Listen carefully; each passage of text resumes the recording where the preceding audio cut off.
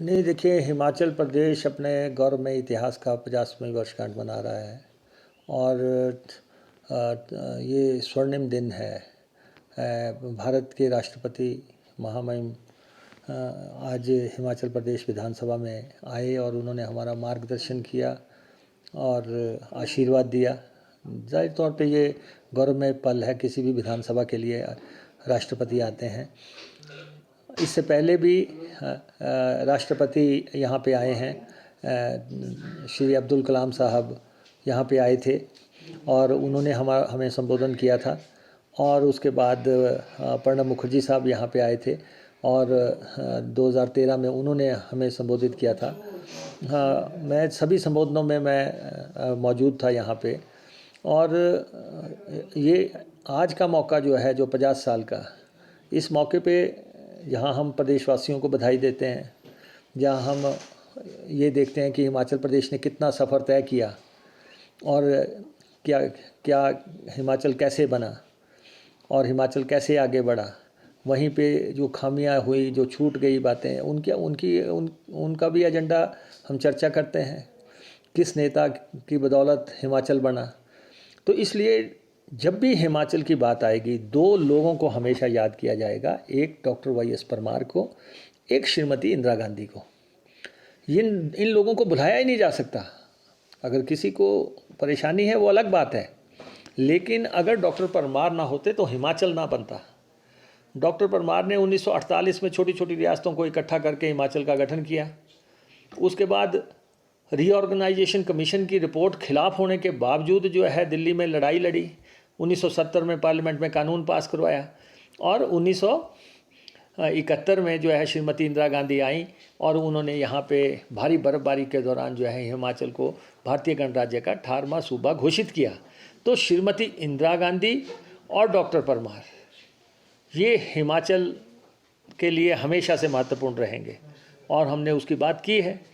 और उसके बाद हिमाचल ने, जब डॉक्टर परमार पहली दफ़ा प्लानिंग कमीशन के समक्ष गए थे, उसमें उनसे पूछा गया था कि आप क्या चाहते हैं, तो उन्होंने कहा सड़क, सड़क और सड़क, तीनों प्राथमिकताएं सड़क। उसमें प्राथमिकता सड़क थी।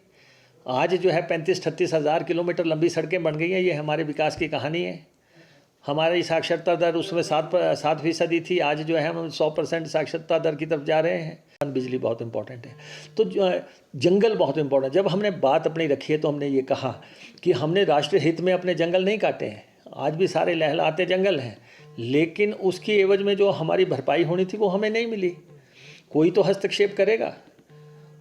और जब राष्ट्रपति आए हैं तो उनके ध्यानार्थ बातें तो ये आएंगी। पनबिजली में हम देश का जो है 1/4 बिजली हम पैदा कर रहे हैं। हमारे क्लेम्स हैं पंजाब पुनर्गठन कानून के तहत, हमारे क्लेम्स हैं, पनबिजली योजनाओं के क्लेम्स हैं। पड़ोसी राज्य नहीं दे रहे हैं, बड़े राज्य नहीं दे रहे हैं। आखिर उन क्लेम्स को सेटल कौन करवाएगा? जो एक मेमोरेंडम साइन हुए उस समय, उनके मुताबिक जो है हिमाचल को हिस्सा तो मिलना चाहिए।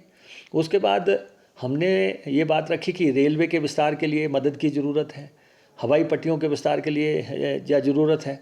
अगर अंग्रेज़ ना होते तो शिमला में भी शायद रेल ना पहुंचती, जिस स्थिति से रेल का विस्तार हो रहा है। बड़े जहाज़ आज भी हिमाचल प्रदेश के हवाई अड्डों पे उतर नहीं सकते। तो इसलिए हमने टूरिज़्म को बूस्ट मिले, तो इसलिए हम रेल और हवाई जहाज़ों की बात करते हैं। और उसके बाद सेब जो है हमारा गौरव है, हमारी शान है। अगर उसमें हम कहते हैं कि बाहर का सेब आके मार्केट ख़राब कर रहा है या सेब पे ड्यूटी लगनी चाहिए, तो ये बात हमने रखी है। ठीक है, जो प्रदेश के लोगों के दिलों की बात है, हमने वो महामहिम राष्ट्रपति जी के समक्ष रखी। और फिर हमने ये कहा कि उनको अगर रेजिमेंट्स बनाने की बात है, पंजाब रेजिमेंट हो सकती है, मराठा रेजिमेंट हो सकती है, गोरखा रेजिमेंट हो सकती है, हर तरह की रेजिमेंट्स हो सकती हैं। हिमाचल रेजिमेंट नहीं होगी। हमने 4 परमवीर चक्र हासिल किए हैं।